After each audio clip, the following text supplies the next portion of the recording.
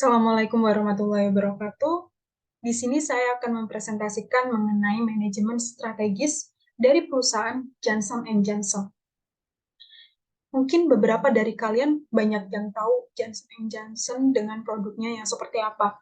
Apalagi ibu-ibu dengan banyaknya jenis produk bayi yang dikeluarkan oleh Johnson Johnson dan beberapa remaja yang tahu mengenai pembersih muka Clean and Clear yang dikeluarkan juga oleh Johnson Johnson. Selanjutnya, di sini saya akan membahas mengenai sejarahnya terlebih dahulu. Johnson Johnson adalah perusahaan multinasional Amerika yang berdiri sejak 1886, yang memiliki 230 anak perusahaan dan beroperasi di 57 negara. Dari banyaknya perusahaan tersebut, Johnson Johnson mempekerjakan sebanyak 130.000 pekerja dan produknya terjual di lebih dari 175 negara. Perusahaan ini didirikan oleh 3 bersaudara, yaitu Robert Wood Johnson, James Wood Johnson, dan Edward Wood Johnson. Nah, selanjutnya kita bahas mengenai perkembangan Johnson Johnson dari tahun ke tahun. Dimulai dari tahun yang pertama, yakni tahun 1921. Bad Aid dibuat atau ditemukan. Bad Aid ini adalah bukan obat sih, ini plester luka yang dimana di Indonesia dikenal sama kayak Hansaplast semacam itu. Di tahun berikutnya, di tahun 1960 ada Tylenol menjadi produk penjualan Johnson Johnson yang pertama atau nomor satu. Jadi digandrungi sekali gitu. Tylenol adalah obat peredah nyeri yang dimana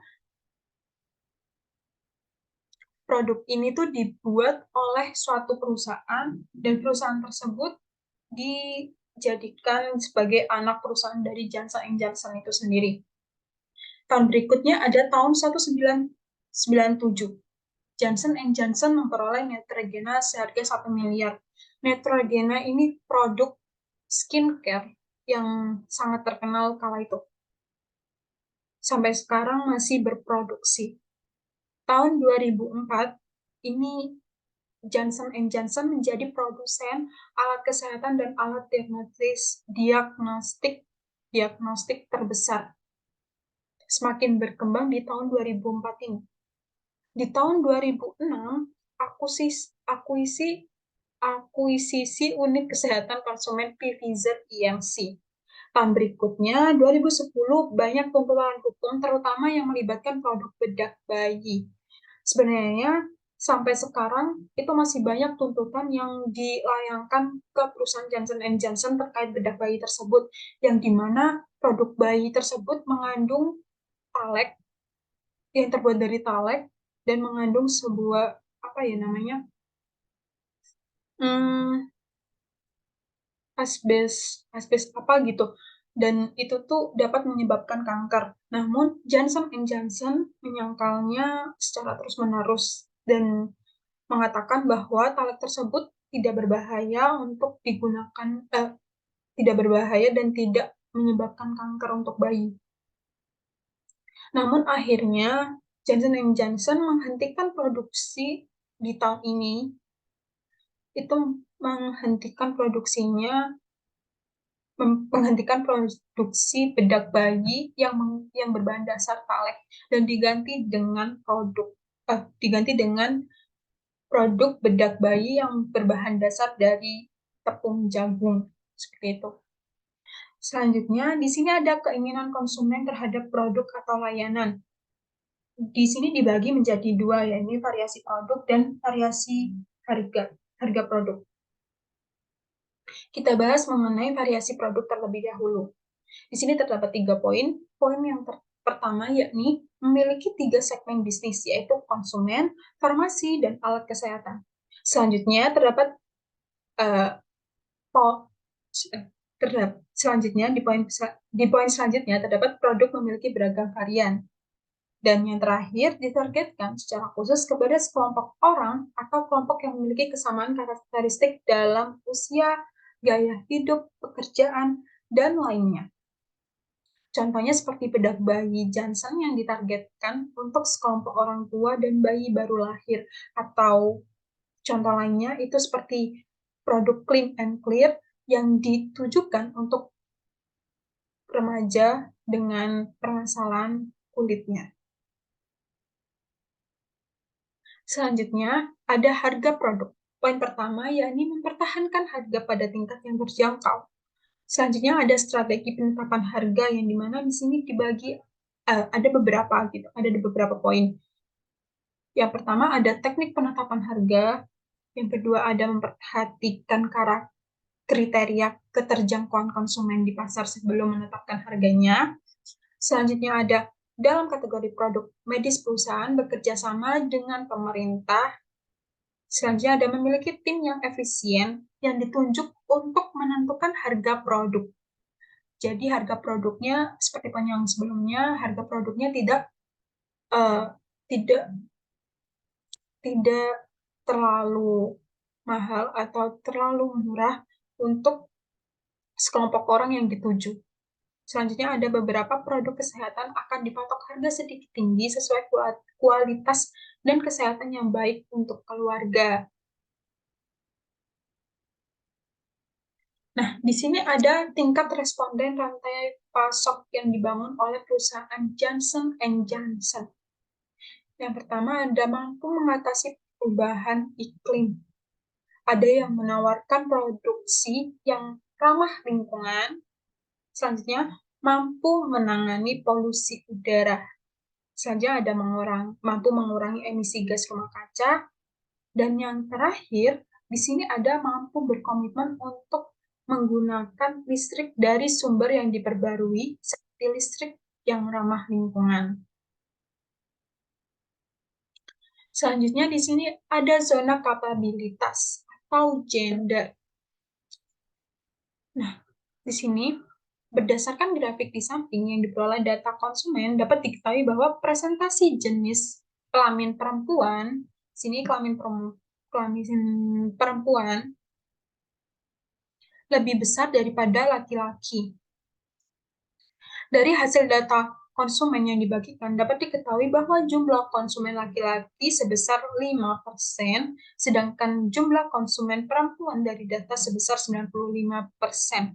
Jadi, banyak produk Johnson & Johnson lebih banyak digunakan oleh perempuan dibanding laki-laki.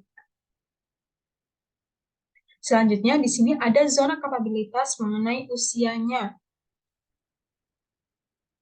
Berdasarkan grafik di samping yang diperoleh data konsumen, dapat diketahui bahwa responden yang berusia di bawah 25 tahun sebesar 5%,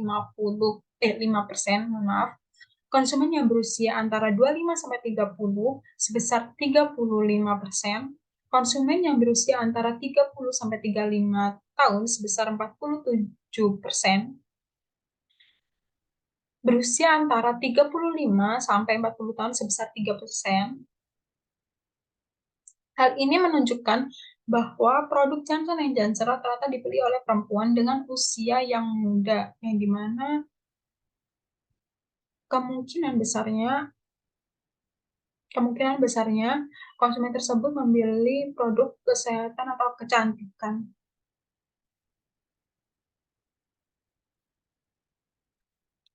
Selanjutnya di sini ada proses view dalam rantai pasok Johnson & Johnson.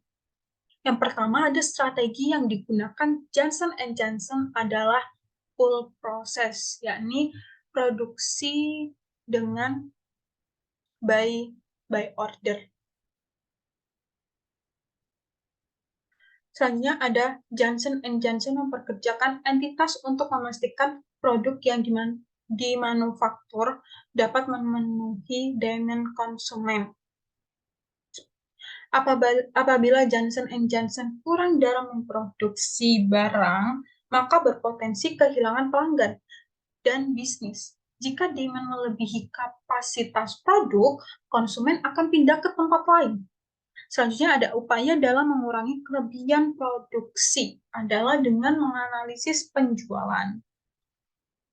Di poin terakhir ada rantai pasok Johnson & Johnson bertanggung jawab atas lingkungan dan sosial, serta memberikan transparansi dari data emisi gas rumah kaca.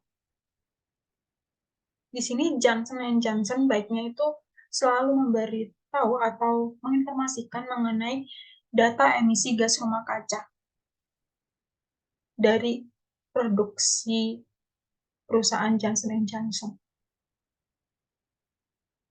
Selanjutnya ada peran manajemen rantai pasok Johnson Johnson dalam organisasi, yaitu untuk memindahkan perusahaan yang menawarkan lini produk beragam, mulai dari perawatan bayi dan obat resep hingga perawatan medis, menjadi perusahaan yang terus berinovatif, transparan, dan berkelanjutan. Di sini ada peran dalam pembangunan berkelanjutan. Yang pertama ada pembangunan sumber terbarukan, use of renewable source. Selanjutnya ada penggunaan praktek berkelanjutan, ada efisiensi energi, efisiensi kemasan, efisiensi transportasi, dan daur ulang. Ini terdapat faktor pendorong kesuksesan rantai pasok Johnson Johnson. Yang pertama ada komunikasi, kedua ada kompetensi dan kapabilitas organisasi, yang ketiga ada teknologi, dan keempat ada komunikasi dan manajemen perubahan. Nah, di sini terdapat fasilitas Johnson Johnson. Total luas fasilitas sekitar 15,2 juta kaki persegi. Persebaran fasilitas manufaktur ada 90, di mana 26 manufaktur di Afrika, Asia, dan Pasifik, 90 ini kurang lebih, 25 manufaktur di Eropa, 29 manufaktur di Amerika Serikat, 10 manufaktur di belahan bumi bagian barat.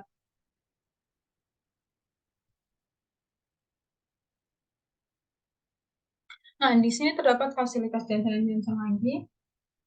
Di sini mengenai lokasi pemilihan fasilitas. Lokasi pemilihannya menggunakan desentralis fasilitas.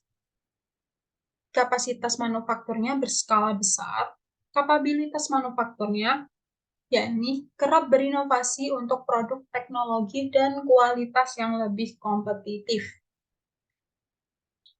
Di sini terdapat inventory Johnson Johnson. Kebijakan inventory yang ditetapkan oleh Johnson Johnson adalah metode first in first out, FIFO. Manfaat yang diperoleh dari menerapkan FIFO, yakni mengurangi kerusakan barang, meningkatkan efisiensi dari operasi gudang, memaksimalkan kapasitas gudang. Nah, JNC juga berupaya untuk menyediakan high product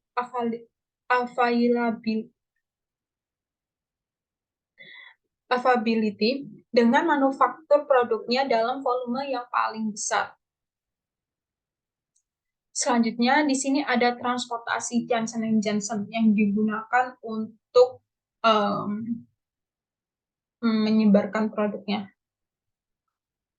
Tiap perusahaan dibebaskan untuk memilih kebijakan transportasi sesuai kondisi tiap perusahaan dengan ketentuan jasa logistik pihak ketiga internal, yaitu Johnson Johnson Global Transportation Organization khusus domestik. Ini khusus domestik. Terus ada jasa logistik pihak ketiga eksternal. Nah, ada beberapa pengiriman barang milik Johnson Johnson harus melalui udara, contohnya produk obat farmasi yang sering dikonsumsi, sehingga harus didistribusikan secara cepat.